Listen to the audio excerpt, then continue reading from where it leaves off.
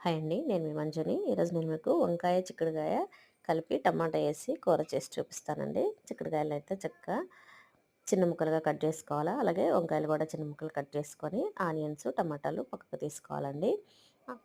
Pan పెట్టుకొని కళాయి పెట్టుకొని ఆయిల్ వేసి పోపు దినుసులు వేసినాక ఆనియన్స్ అయితే వేసుకోవాలండి. ఆనియన్స్ వేసుకున్నాక మనము కట్ చేసి పెట్టుకున్న చిక్కుడుకాయ, వంకాయ వేసుకొని ఉప్పు, పసుపు వేసి మూత పెట్టుకోవాలన్నమాట. మూత పెట్టుకున్నాక కాసేపు మగ్గనివ్వాల.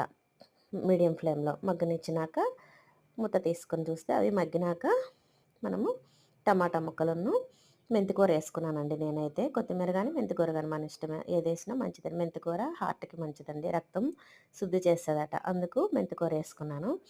మెంతికూర వేసుకున్నాక కొంచెం కారప్పొడి వేసుకోవాలా. అలాగే మళ్ళీ మూత పెట్టి మగ్గనియ్యాలనమాట అట్లనే. ఎప్పుడు కూడా కూరగాయలని ఎక్కువ వాటర్ వేసి ఉడికించాల్సిన అవసరం లేదండి. టమాటా పెట్టినప్పుడు వాటర్ వేయకుండా అలాగా ఆనియన్స్తోనే మగ్గుతాయి అన్నమాట. వాటర్ వేస్తే కూరగాయల్లో ఉన్న విటమిన్స్ అనేవి పోతాయన్నమాట. అందుకు నేను మ్యాక్సిమం వాటర్ వేయకుండానే అట్లనే మగ్గబెడతానమాట. దించే ముందు ధనియాల పొడి వేసుకొని ఒక 2 మినిట్స్ అట్లనే ఉంచాలండి. ఉంచినాక దించుకోవాలన్నమాట.